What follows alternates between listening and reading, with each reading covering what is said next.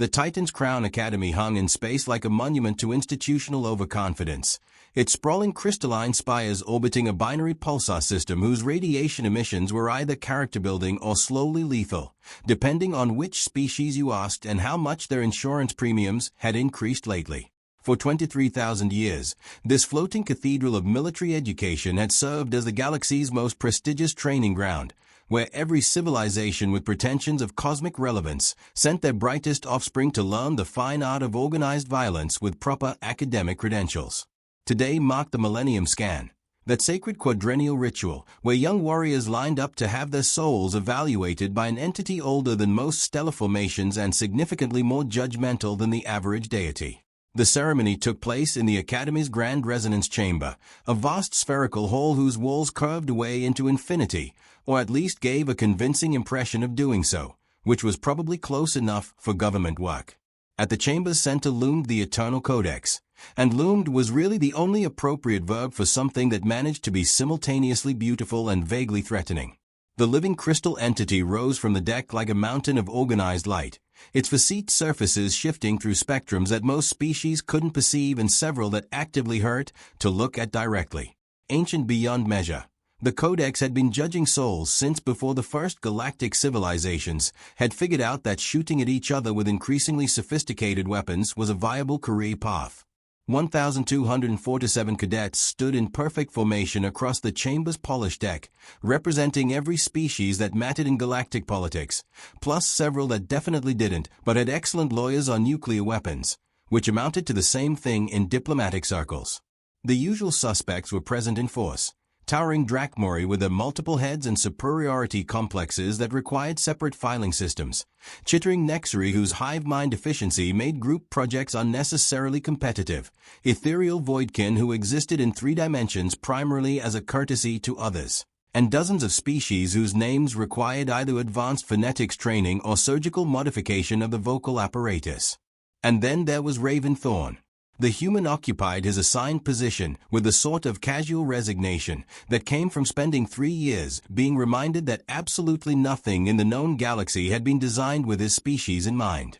At average height for humanity, which made him either a giant or a dwarf depending on which piece of furniture he attempted to use, Raven had developed an impressive collection of scars from architectural features optimized for beings with entirely different skeletal structures, gravitational preferences, and basic survival requirements. His black hair defied the elaborate grooming protocols that other species had perfected over geological timescales, and his standard-issue uniform looked positively primitive compared to the ceremonial regalia displayed by his classmates, some of whom appeared to be wearing their entire planet's gross national product in decorative accessories. Earth's first and only representative to the Academy, Raven existed courtesy of humanity's recent provisional membership in the Galactic Defense Confederation, a political arrangement that satisfied everyone's need to appear inclusive while maintaining betting pools on how quickly the primitive primate would wash out of the program. The Cultural Exchange Initiative was diplomatic theater at its most refined, allowing established civilizations to demonstrate their tolerance while secretly organizing office pools on the various ways the baseline human might embarrass himself. Admiral Corex Drakemore approached the ceremonial podium with the sort of measured dignity that came from having 5 heads and millennia of practice at looking important from multiple angles simultaneously. The ancient Drachmori's scaled hides gleamed with ceremonial oils, and his compound array of eyes swept across the assembled cadets with the satisfied expression of a predator surveying a particularly promising hunting preserve. "Young warriors," Drakemore began, his primary head speaking while the other 4 maintained what was either ceremonial silence or judgmental commentary, depending on your interpretation of Drachmori facial expressions. "Today you discover your destined role in the cosmic hierarchy. The Eternal Codex, blessed offspring of the extinct firstborn race, shall evaluate the divine spark that burns within your essence. For 23 millennia, it has never failed to properly categorize any sentient being presented for judgment." The cadets straightened with anticipation that practically vibrated through the chamber's deck plating. The Millennium Scan wasn't mere ceremony. It determined everything that defined a being's place in the universe. Your military track, social standing, reproductive prospects, and general cosmic worth hinged on whatever mystical designation the ancient entity decided you deserved. The elite received classifications like Celestial Warden or Quantum Sage, destinations for command positions that came with the sort of respect typically reserved for natural disasters and tax collection agencies. The moderately blessed might earn Infinity Walker or Star Shepherd designations, perfectly respectable titles that suggested careers involving actual responsibility but reasonable pension benefits. The unfortunate drew classifications like Reality Tender or Cosmic Maintainer, essentially the galaxy's way of saying thank you for participating. Here's a desk job with adequate health coverage. The absolute worst fate was receiving no classification at all, which had theoretically never happened in recorded history, but remained a possibility that kept theologians employed and philosophers caffeinated across known space. The evaluation commenced with military precision that would have impressed drill sergeants and wedding planners throughout the galaxy. Each cadet approached the Codex's base, where contact pedestals had been carved from the living crystal itself, and placed their various appendages on the designated interface points. Within moments, the ancient entity would pulse with harmonic frequencies, its crystalline matrix shifting through color patterns that somehow translated into cosmic classification, announced by Drakemore in tones that suggested personal responsibility for whatever divine forces had blessed or cursed each individual. Thiex Storm Render, designation, Celestial Warden, prime classification. Drakemore announced as a massive Brutok warrior stepped back from the Codex, his stone-like features arranged in what might have been satisfaction or acute digestive distress. Zilla Void Whisper, designation, Quantum Sage, elevated status. The Nexary cadet's chitinous shell gleamed with pride, her mandibles clicking in patterns that indicated either joy or the early stages of molting season. Drex Infinitum, designation, Star Shepherd, advanced tier. The Drakmori delegates' multiple heads performed what was probably a ritualistic gesture of gratitude or possibly just synchronized stretching. The pattern continued with predictable excellence, each cadet receiving their cosmic endorsement, while faculty members nodded approvingly and made notes that would determine the next several decades of military assignments. The Eternal Codex hummed with ancient contentment, processing each soul with the efficiency of a bureaucratic entity that had perfected its job over geological time periods. Meanwhile, Raven stood near the formation's rear, trying to look appropriately interested in a process that everyone had made abundantly clear wasn't really calibrated for his species. Other cadets had spent months preparing through meditation, dietary purification, and various spiritual exercises that supposedly aligned their souls with cosmic frequencies. Raven had spent the time trying to convince the food synthesizers to produce something that wouldn't actively attempt to dissolve his internal organs. The whispers had started almost immediately after his arrival, spreading through the academy like a particularly virulent strain of academic gossip. Humans, the galaxy had unanimously concluded, were cosmically negligible, a species so spiritually underdeveloped that they barely registered on mystical detection equipment. They'd only recently discovered controlled fusion by galactic standards, possessed no psychic abilities worth cataloging, and their greatest philosophical achievement appeared to be arguing about whether invisible authority figures had opinions about their personal lifestyle choices. Most betting pools favored the Codex either ignoring Raven entirely or producing an error message in multiple languages, possibly with helpful diagrams explaining the concept of actual sentient life. As the line shortened and his evaluation approached, the atmosphere in the chamber grew thick with anticipation. Cadets craned their necks for better views of what promised to be the most entertainingly anticlimactic moment in Academy history. Several had activated recording devices, though whether to document cosmic history or create amusing compilation videos remained diplomatically ambiguous. Faculty members exchanged knowing looks that suggested they were witnessing the sort of educational moment that would be referenced in textbooks for generations.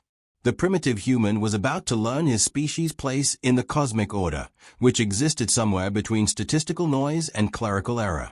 Next, Drakemore called, his primary head focusing on Raven, while the other four maintained expressions that ranged from anticipation to barely concealed amusement. This was going to be delicious. The baseline primate would finally confront humanity's cosmic irrelevance, providing an object lesson in humility that would serve educational purposes for decades. Raven approached the Eternal Codex with the casual confidence of someone who had absolutely no comprehension of what everyone was making such a theatrical production about. The ancient entity towered above him, its crystalline matrix refracting the chamber's ambient lighting into patterns that seemed to dance with their own internal logic. Up close, he could detect faint harmonics that felt almost musical, if music could be performed by mathematically precise geometric constructs operating on frequencies that made his teeth ache. "Place your hands on the interface pedestals," Drakemore instructed, his voice carrying just enough emphasis to signal the assembled audience that the main entertainment was about to commence. Raven shrugged and pressed his palms against the designated crystal contact points. They felt warm against his skin, with a subtle vibration that seemed to pulse in rhythm with his heartbeat. Around the chamber, 1,246 cadets held their collective breath, waiting for the inevitable cosmic embarrassment that would finally put the primitive human in his properly insignificant place. The Eternal Codex pulsed with its usual harmonic frequency. Then it pulsed again, but louder. Then it began producing sounds that violated several fundamental principles of crystalline acoustics, starting with a deep resonant tone that seemed to emerge from dimensions beyond the visible universe and escalating into frequencies that shouldn't have been possible without involving minor violations of causality. The ancient entity's crystalline structure began glowing with colors that didn't exist in any known spectrum, shifting through hues that caused physical pain to species with sensitive optical systems.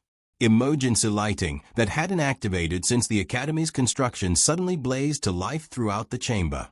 Monitoring systems that predated most civilizations sprang into operation, displaying readouts in languages that existed only in archaeological databases and the fevered dreams of xenolinguists. "What in the cosmic void is happening?" demanded a Nexary cadet, her chittering reaching frequencies that indicated either excitement or the onset of an existential crisis. "Is the Codex supposed to be growing?" asked a Voidkin, his energy form flickering between dimensions and patterns that suggested profound concern. The Eternal Codex was indeed growing, its crystalline matrix expanding in directions that hurt to contemplate directly. The ancient entity's harmonic emissions spiked beyond any recorded measurements, causing backup power systems to activate with the sort of dramatic timing that suggested the universe had developed a taste for theatrical presentation. Drakemore's 5 heads began coordinating in what was either a complex ritual or the Drakmori equivalent of panic as he consulted various instruments, each one displaying readings that contradicted 23,000 years of accumulated data. The harmonic resonance patterns. "This is impossible. The entity is accessing power levels that exceed established cosmic parameters." Meanwhile, Raven stood perfectly motionless with his hands on the contact pedestals, apparently unaffected by the metaphysical crisis erupting around him. The Eternal Codex continued its reality-bending breakdown, adding new and increasingly creative violations of physics to its repertoire, while fracture lines began spreading across its surface like spider webs of crystallized impossibility. "Should I step back?" Raven asked over the increasingly dramatic cosmic screaming. "Because I'm supposed to meet with the atmospheric systems engineer in 30 minutes about getting air that doesn't smell like sulfur and existential dread." 6 hours later, the Eternal Codex was still experiencing what could only be described as a transcendental nervous breakdown. Emergency response teams had been summoned from across the Academy, each one contributing to the growing atmosphere of barely controlled chaos that had settled over the chamber like a particularly uncomfortable blanket woven from pure anxiety and academic panic. The cadets had been ordered to remain in formation, though discipline was beginning to crack under the strain of watching their most sacred institution apparently suffering from some sort of cosmic indigestion. Several had succumbed to stress-induced unconsciousness, while others had started forming support groups to cope with the theological implications of witnessing ancient divinity having what appeared to be a complete emotional breakdown. Drakemore had cycled through every emotional expression available to his 5 heads multiple times, finally settling on a combination that suggested he was seriously considering either immediate retirement or ritualistic suicide, possibly both simultaneously. His various craniums coordinated emergency response efforts with a sort of frantic efficiency that indicated his career prospects were directly tied to the continued functionality of ancient cosmic entities. "Status report," he demanded from the chief technician, a nervous voidkin whose energy form was fluctuating between dimensional states with stress-induced irregularity. "The Codex is attempting to process something unprecedented, Admiral," the technician replied, his voice modulating through harmonic frequencies that suggested deep uncertainty mixed with a growing appreciation for early retirement benefits. The resonance patterns indicate it's trying to access linguistic protocols that predate our historical databases. The entity appears to be attempting communication in pure firstborn, the mathematical language of absolute truth. Mathematical language of what now? Professor Illick's Mindweaver approached with the careful precision of a telepath who had learned that sudden mental intrusions made other species nervous and occasionally violent. Her current physical form resembled something vaguely humanoid, though with enough additional sensory organs and cognitive enhancement appendages to remind everyone that Vaguely was performing considerable interpretive work. "Admiral," she said, her voice carrying the patient tone of someone who spent their career explaining incomprehensible concepts to military officers, "we're dealing with communication attempts in pure firstborn script, not the simplified ceremonial versions we've studied, but the original mathematical truth language that the extinct firstborn race used to describe fundamental reality. How is that even theoretically possible?"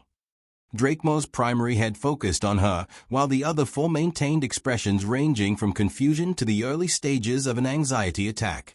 "It isn't," Professor Mindweaver admitted, several of her sensory appendages curling in patterns that indicated either deep thought or mild existential crisis. "The firstborn went extinct 90,000 years ago. Their advanced linguistic systems died with them. We only know fragments, mostly from ceremonial inscriptions that were probably the equivalent of caution, wet floor signs."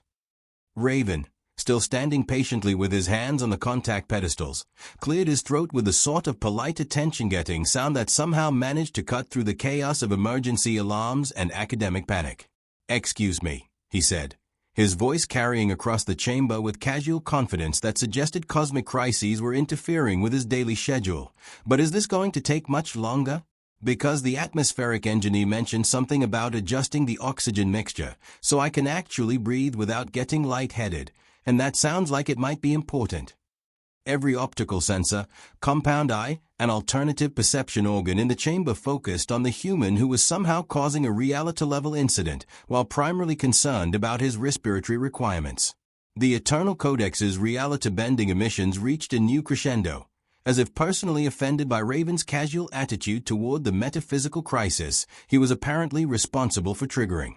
Then, with the sort of dramatic timing that suggested the universe had been taking correspondence courses in theatrical presentation, the ancient entity suddenly fell silent. Emergency lights stopped flashing, warning alarms ceased their frantic beeping, and the codex settled into a low, steady harmonic that sounded almost relieved. Across its vastly expanded crystalline surface, symbols began to appear, not the familiar galactic standard script that everyone expected, but something far more fundamental, carved in flowing mathematical equations that seemed to writhe and shift as if they possessed independent existence.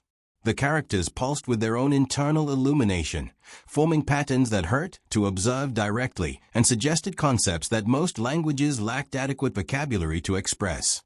Professor Mindweaver and her xenolinguistics team descended on the display like academic vultures, their various scanning devices working frantically to decode mathematics that predated most of galactic civilization.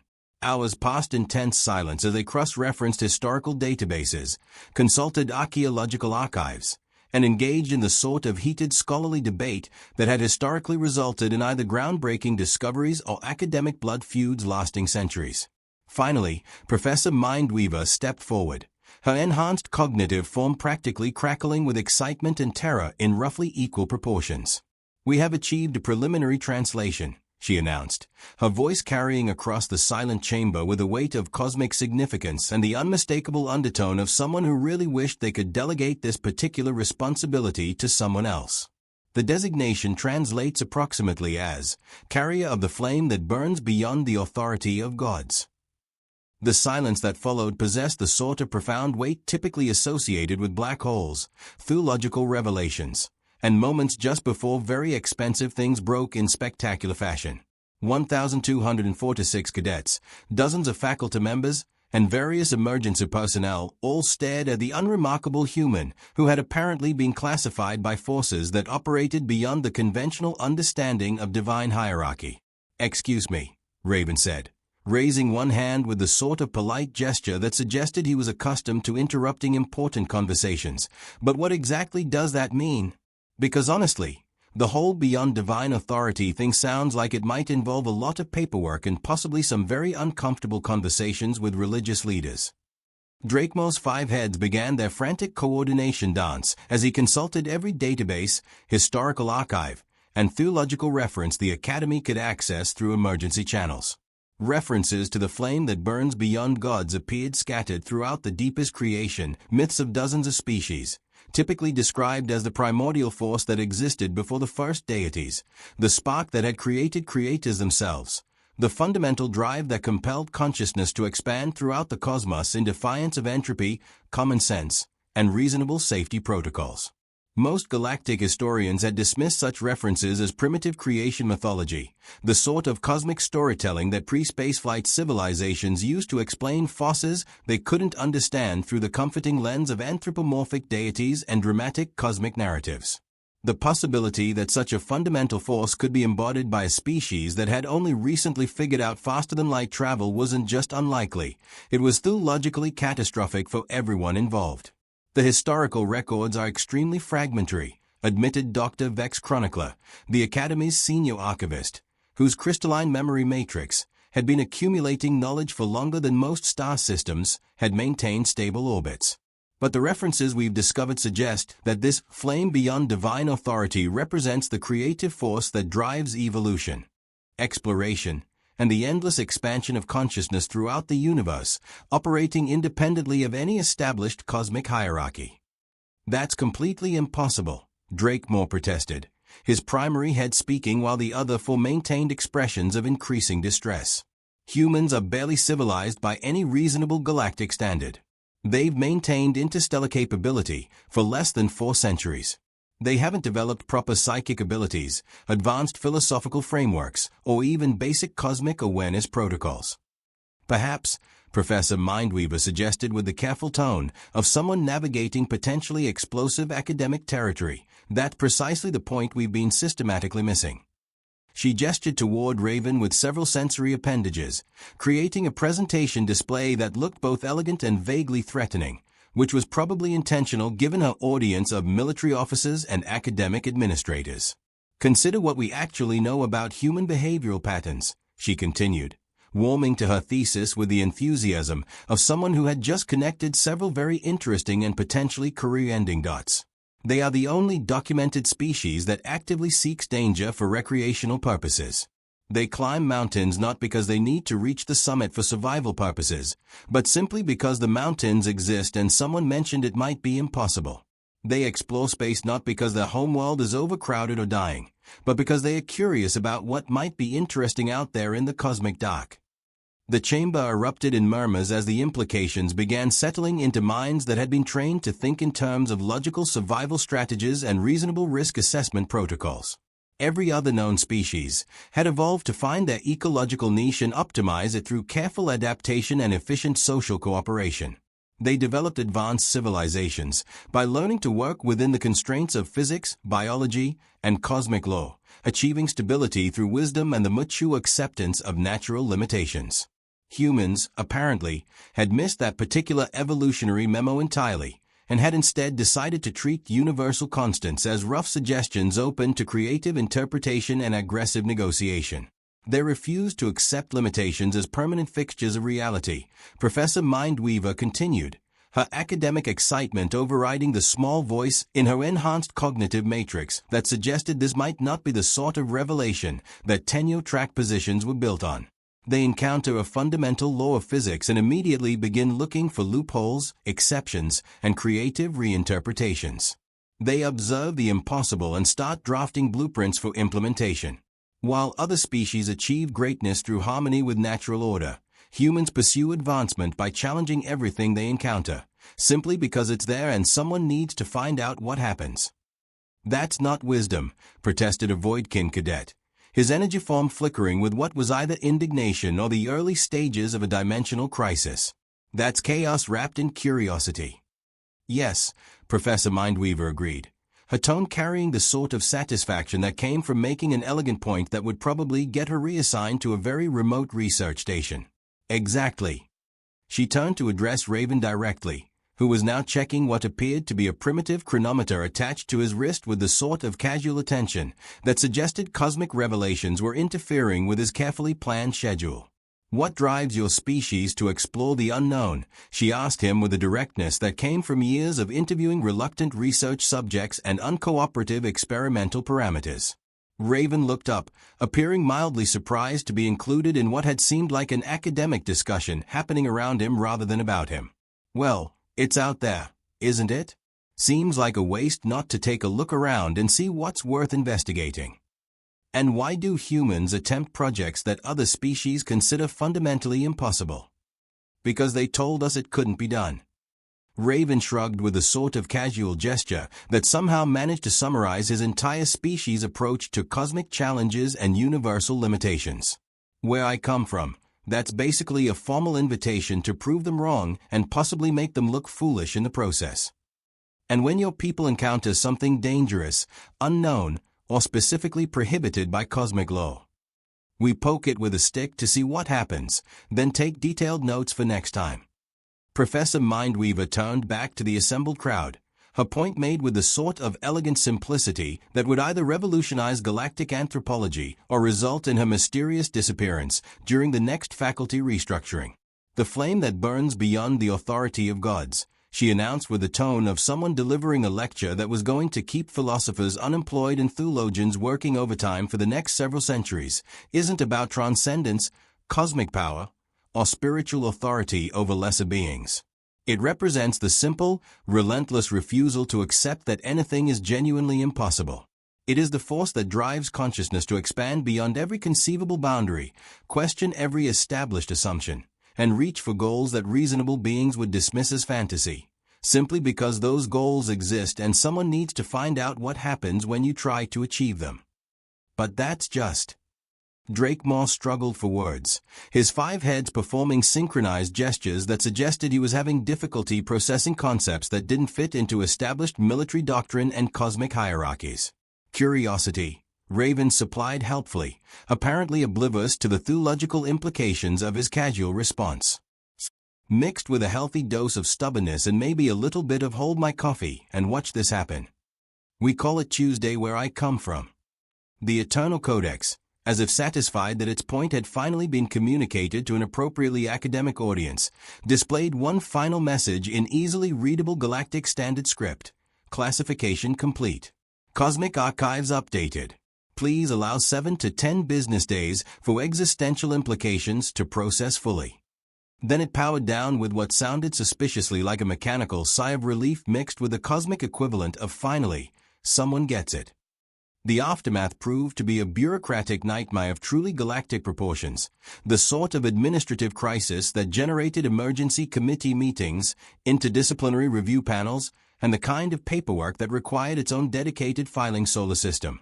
The Academy's leadership found themselves confronting the uncomfortable reality that their most sacred evaluator had declared a primitive human to be the carrier of the universe's fundamental creative force, which was exactly the sort of revelation that tended to make established institutions reconsider their basic assumptions about existence, hierarchy, and the cosmic order of things. After several weeks of emergency faculty meetings, frantic consultations with religious authorities across known space, and at least 7 minor diplomatic incidents involving species who took cosmic classifications very seriously indeed, the Academy arrived at the only rational administrative response available to educational institutions throughout the galaxy. They pretended it hadn't happened and filed everything under routine technical anomaly. Raven Thorne was quietly graduated with a designation Star Shepherd, standard classification, a perfectly respectable title that wouldn't raise uncomfortable questions or require anyone to rewrite theological frameworks that had been working perfectly adequately for millennia. The Eternal Codex was respectfully placed into contemplative meditation cycle, which was diplomatically scheduled to last approximately forever, or until everyone involved had died of natural causes, whichever came first. All recordings of the incident were classified at levels that required security clearances typically reserved for information about the personal locations of black holes and the confidential tax returns of galactic revenue authorities. The xenolinguistics team was reassigned to safer research projects, like mapping the philosophical implications of quantum mechanics and cataloging the mating rituals of sentient gas clouds. Official reports described the entire event as a minor resonance anomaly caused by unexpected interaction patterns with previously unencountered bioelectrical signatures, which satisfied everyone's need for explanations without actually explaining anything useful to anyone. But information had a peculiar way of spreading through institutional corridors like particularly persistent gossip, regardless of official classification levels and administrative attempts at damage control. Stories began circulating about the human who had caused the galaxy's most ancient evaluator to experience what amounted to a cosmic nervous breakdown simply by existing in its vicinity. Whispers spread through the Academy's social networks about the species that carried the creative fire of the universe and was apparently too busy planning their next impossible project to be properly impressed by their cosmic significance. Raven returned to Earth with a standard military academy diploma and a collection of stories that sounded too ridiculous for anyone with functioning brain cells to believe, which suited him perfectly. He'd acquired valuable experience in leadership, strategic planning, and the fundamental importance of always packing emergency supplies when traveling to worlds where the local environment considered humans an interesting biological experiment.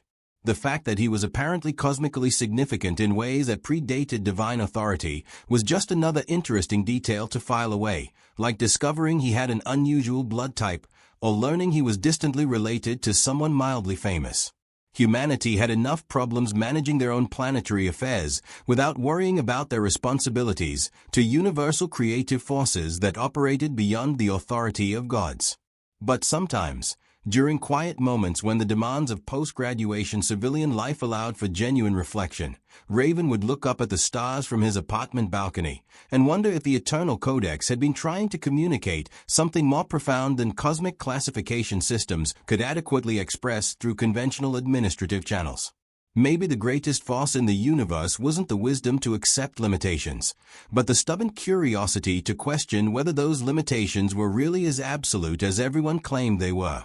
Maybe the cosmic joke was that the species everyone dismissed as unremarkable carried the spark that made remarkable things possible, and they were too busy figuring out what to investigate next to worry about whether they deserved such an honor. The stars offered no answers, but they presented infinite possibilities for exploration and investigation, which was exactly the sort of response that would have made the Eternal Codex very satisfied with its classification decision.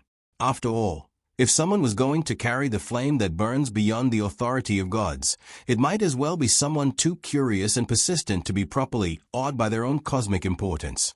The universe, it seemed, had developed an appreciation for irony that would have impressed philosophers and commodore writers throughout known space. And somewhere in the void between binary pulsars, the Titan's Crown Academy continued its ancient mission of training the galaxy's future leaders, secure in the knowledge that some questions were better left unasked, some entities were better left in meditation, and some truths were too inconvenient to acknowledge in official academic transcripts. But in the quiet hours between classes, when the station's corridors hummed with the accumulated wisdom of millennia, faculty members would occasionally wonder what other impossible phenomena might be walking through their halls, disguised as perfectly ordinary students who happened to carry the fundamental forces of cosmic creativity in their back pockets like spare change and emergency snacks. The galaxy, they were slowly learning, was a far more interesting and unpredictable place than their carefully organized curricula had prepared them to understand or properly categorize. And perhaps that was the most human discovery of all.